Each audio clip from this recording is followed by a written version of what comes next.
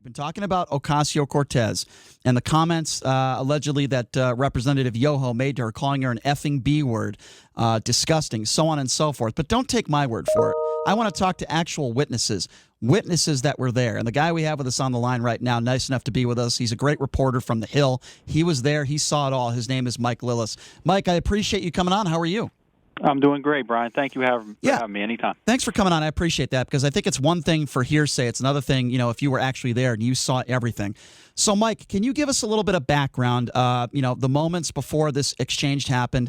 Where were you exactly? And just give us a little bit of rundown why you were there, and then go into the incident and what you saw.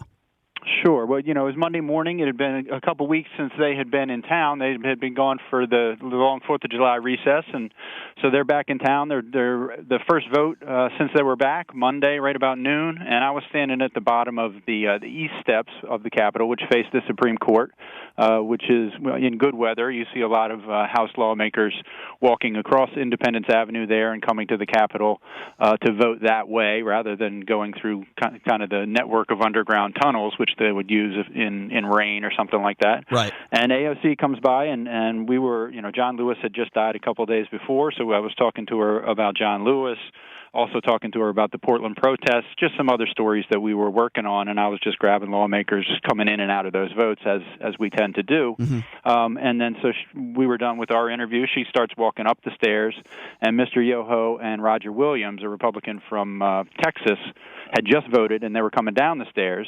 And Mr. Yoho approached AOC about halfway down the stairs, and they're gone for 2 weeks, and a lot of people are catching up. It's not unusual for these lawmakers to talk to each other, so I didn't think anything of it. And then it didn't take long to realize that things were getting a little heated up there, so I started paying attention, and they were talking about policing and crime and AOC's positions on all of this stuff. And apparently she had done a town hall where she said that poverty and unemployment were kind of at the root of a lot of the crime spike in New York City that's happening since the pandemic began. So he really took issue with that.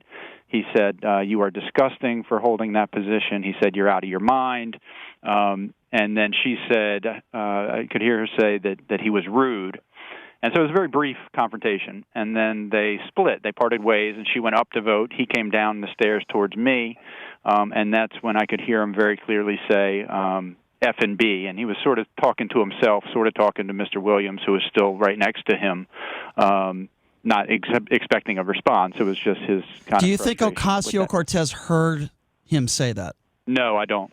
So I don't. She was okay. too far away. She was going got, up. They were going right. down, and no, I don't think. All right, so that's a different context, because there are some people that are claiming that he said it directly to her. I'm not defending what he said. I think that's horrible. Mm-hmm. So you're saying that she obviously heard this information from people like you and others. Have you talked to Ocasio-Cortez since this incident?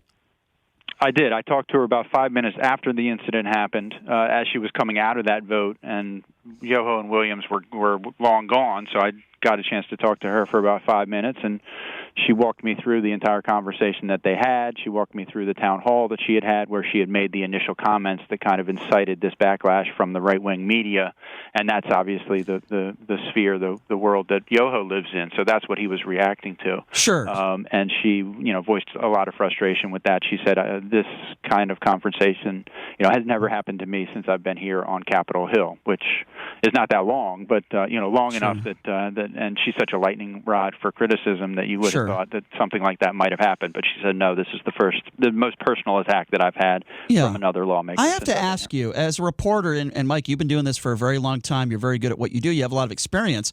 What is going through your mind when you hear Representative Yoho mutter effing B word about a congresswoman? I mean, as a reporter, because I was a reporter for 10 years, I'd be in shock. I mean, what is going through your mind when you hear him say this?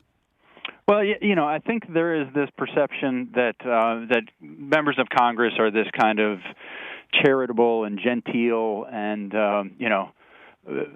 a very polite group, and it's just not the case. They're very much a reflection of the country at large, which right now is very divided. It's very partisan. There's a lot of frustration, and there are good lawmakers, there are bad lawmakers, there are profane lawmakers. Go down the list. If it's a human trait, these lawmakers have them all. Sure. And you hear them cuss frequently. You hear this type of language quite frequently, actually, in the hallways. What you don't hear is it directed at another lawmaker. So that was kind of the unusual element here, because this was a personal interaction. He didn't know that I was there listening. He thought that this was happening kind of in a vacuum. And so that makes it very unlike something like a committee, where they know that the C-SPAN cameras are filming away, and it becomes this political theater. You're watching that in the Judiciary Committee right now, where everybody knows that all eyes are on this hearing, and so people are going out of their way to become a bit of news tonight, and so they go out of their way to kind of be theatrical. You know how that works. This Absolutely, is very because there's no camera on these people. Sure. So this was very personal. And that's why it touched a nerve. If you're just joining us, we're speaking with Mike Lillis, great reporter from The Hill, who was there during that whole AOC Yoho confrontation. All right, so let me ask you this. Yoho has responded. He said he didn't call her an effing B. He said he didn't call her disgusting. He's on record on Fox News saying that it was only about policy. Is Representative Yoho lying? Is he a liar?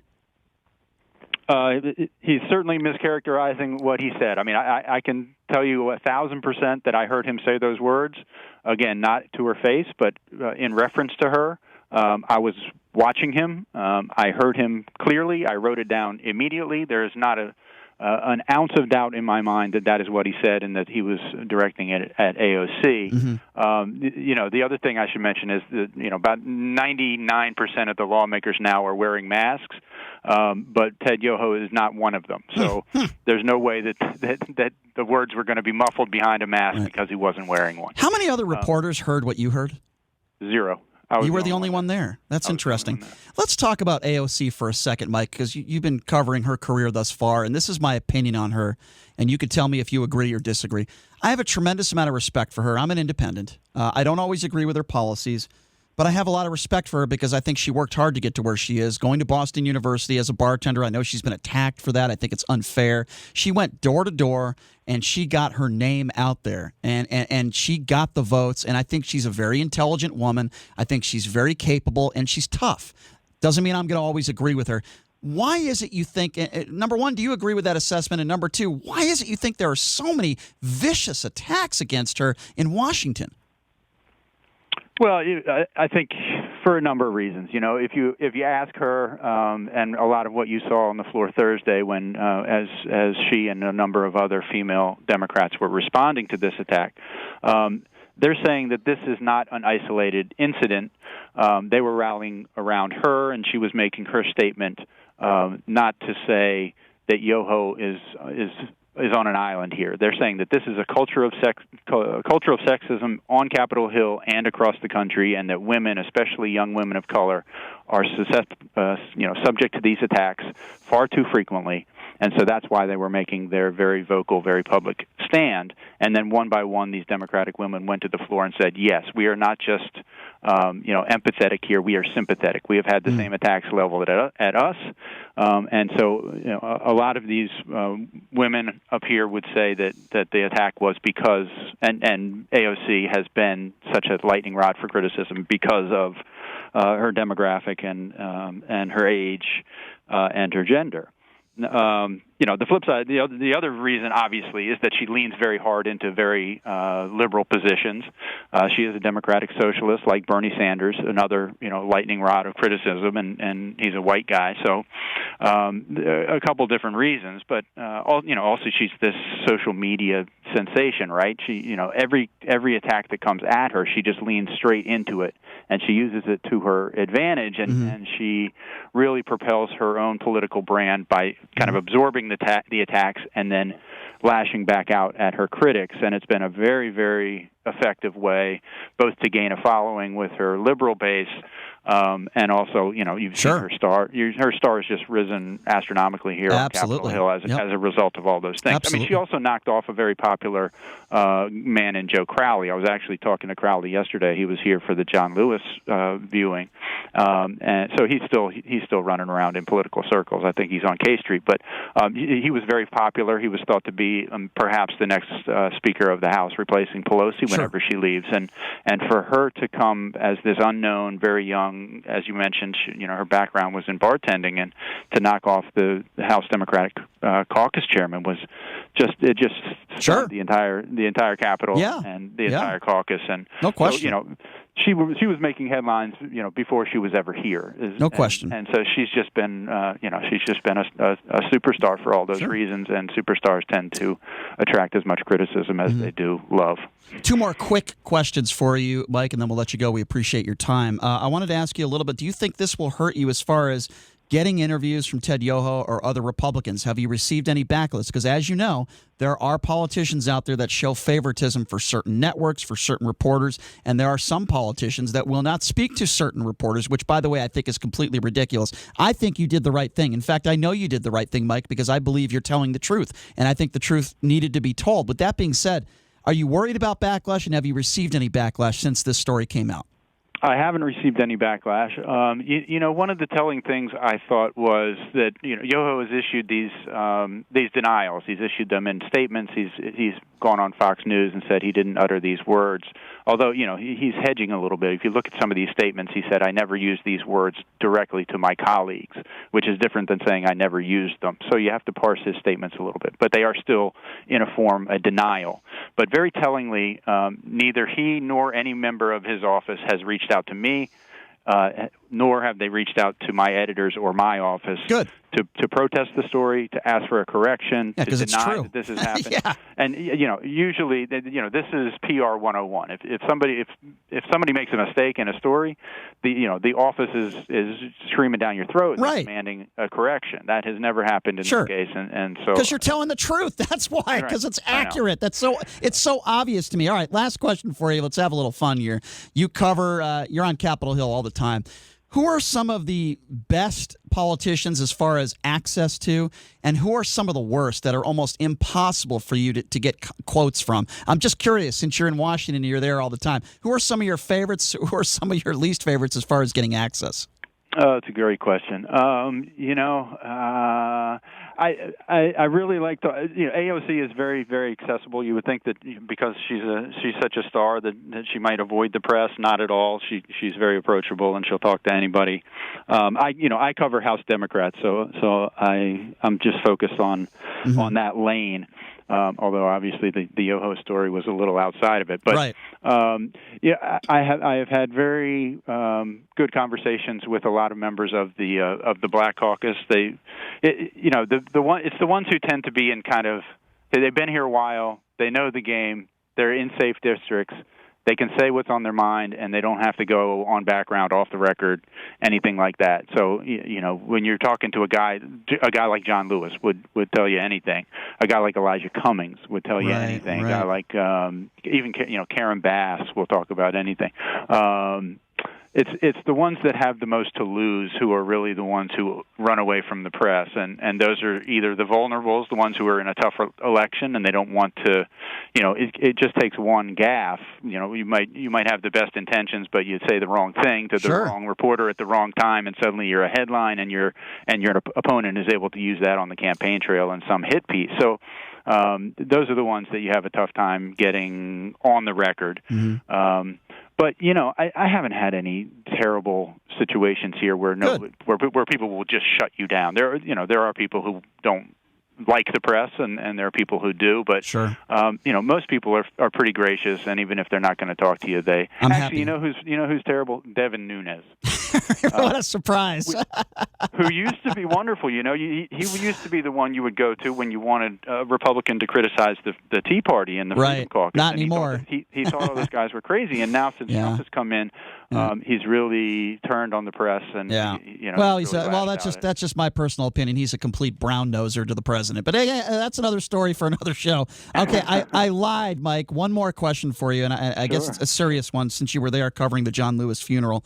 Mitch McConnell was there. I thought it was a great moment when Joe Biden and his wife, who's been on this show, she was there. Everybody paying their respects. It shouldn't be about whether you're a Republican or a Democrat. So I've criticized Donald Trump today because he was asked, and he said about 3 or 4 words, "No, I won't be there," when asked by an Associated Press member. And that was it. I mean, he did go on social media 14 hours after Lewis died and paid his respects on social media, but he hasn't really made many public comments about him. What do you make of that? How is Washington reacting to that the President of the United States will not be attending any of the funeral services? Because I find that hard to believe. Well, first of all, it's nothing new, right? I mean, President Trump did not come up here for John McCain, and obviously those two had a long-time feud. He did not come up here for Elijah Cummings, who was another kind of, figure in the civil rights movement and big human rights guy up here on Capitol Hill, well respected on both sides of the aisle. And actually, Mark Meadows spoke at his ceremony, which says a lot. Mark Meadows now chief of staff to Trump, and Pence came up to both of those things. Pence did come up yesterday to John Lewis. No surprise at all that Trump did not come up to see John Lewis. Lewis, very famously said, "I am not going to attend Trump's inauguration. I think that he is a racist, and I don't see him doing good things for race relations. So I'm just not going to participate." And Trump went to Twitter, lashed out, and said, John Lewis has never done anything. He hadn't done anything since he crossed that bridge. It was a very mean-spirited attack on John Lewis, and so the CBC since then has just kind of washed their hands of Trump. And actually, you heard Karen Bass say, we don't even want Trump to come up here. He would kind of soil the ceremony if he came up here. So I think that sad? That the Democrats were fine with him not coming. Yeah. Trump was obviously fine with him not coming, and so these are just two groups that do not get along, and they're going to agree to disagree about John Lewis and many other things. But no surprise that he didn't come up here. Isn't it just a sad state of affairs where we are in right now when it comes to our political divide, racial divide, you name it? Well, I'll tell you something, Mike. I think you're a great reporter. You do a great job for The Hill, and I really am happy that you shared your story because I think it's important. People need to know these things. It's not a tattletale or anything like that. These people represent us, and if they're calling people effing B words, Congresswoman, we need to know their characters. So I appreciate what you did. You're a great reporter, and I appreciate you coming on our show. Thank you, Mike. Thank you, Brian. I'm happy to do it anytime. Thank you, Mike. There you go. Mike Lillis, a reporter from The Hill. He was the only reporter that actually heard this exchange. He said 100% Yoho called her an effing B word. Let me tell you something. I believe him. You know why? Not just because I don't think AOC is lying, because she's not. Not just because I don't think that Mike Lillis is lying. Yoho's entire staff, nobody contacted him. If this story was false and fake, somebody would have contacted The Hill. They didn't do that.